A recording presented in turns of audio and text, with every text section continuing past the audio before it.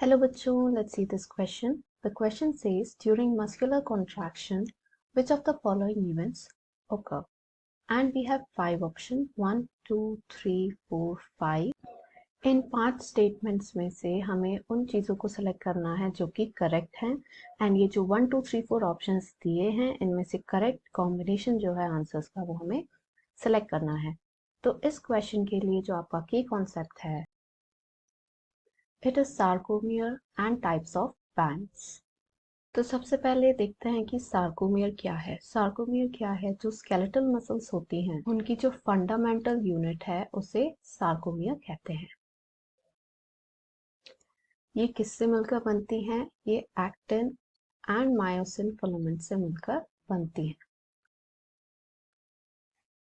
और क्या चीज है कि जो जेड लाइन होती है, ये 2 जेड लाइंस होती हैं, इन दोनों के बीच का जो एरिया है उसे हम सार्कोमियर कहते हैं।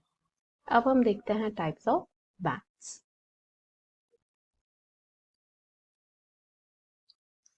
तो जो बैंड्स हैं वो डिफरेंट टाइप्स के हो सकते हैं। सबसे फर्स्ट जो है वो हम देखेंगे आई बैंड।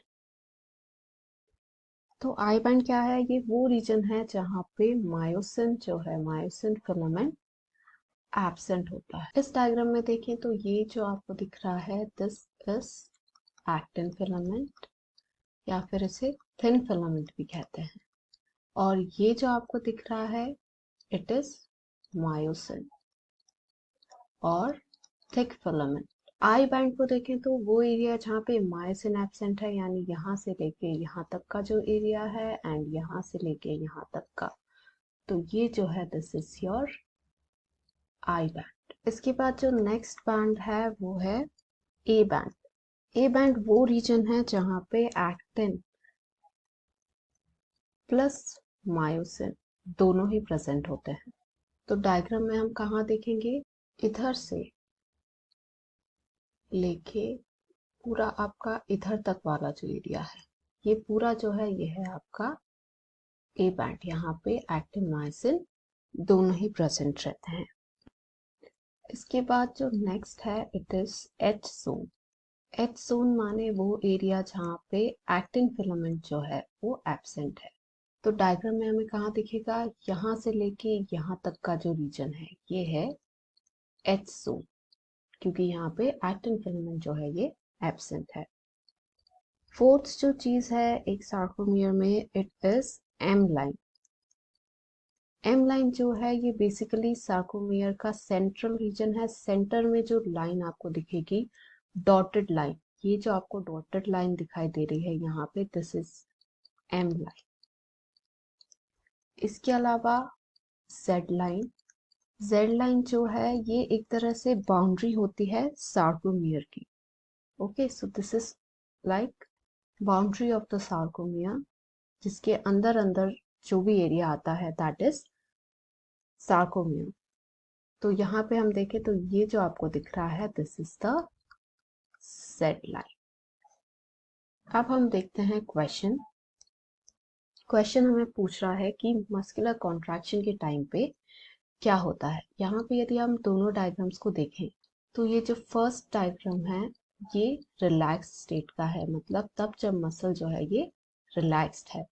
सेकेंड जो डायग्राम है नीचे वाला, ये कॉन्ट्रैक्टेड मसल है, मतलब जब मसल कॉन्ट्रैक्शन होता है तो हमें ये चीजें देखने को मिलती हैं।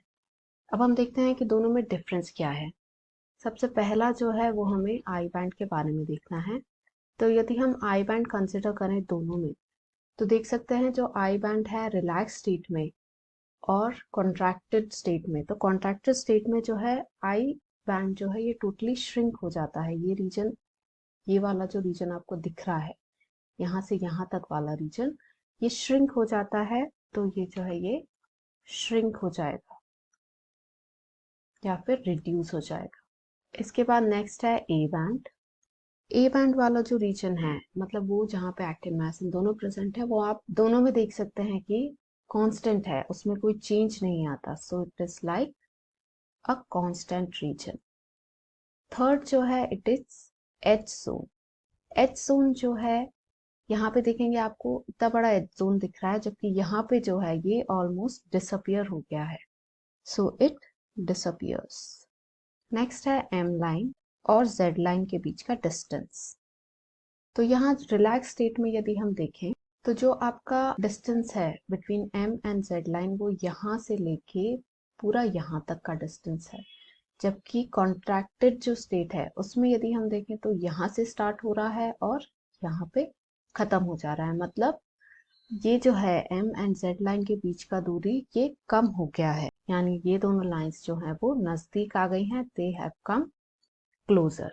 तो अब यदि हम क्वेश्चन में ऑप्शंस को देखें, फर्स्ट है एज जोन डिसअपियर्स, तो ये सही है। नेक्स्ट है ए बैंड वाइडन्स, ये गलत है क्योंकि जो ए बैंड है वो कांस्टेंट रहता है। थर्ड है I band reduces in width, ये भी सही है। फोर्थ है width of A band is unaffected, ये राइट स्टेटमेंट है। एंड फिफ्थ जो है it is M line and Z line come closer, तो ये भी जो है करेक्ट स्टेटमेंट है। यानी इस क्वेश्चन में जो हमें करेक्ट स्टेटमेंट्स दिए हुए हैं वो कौन कौन से हैं? First, third, fourth and fifth.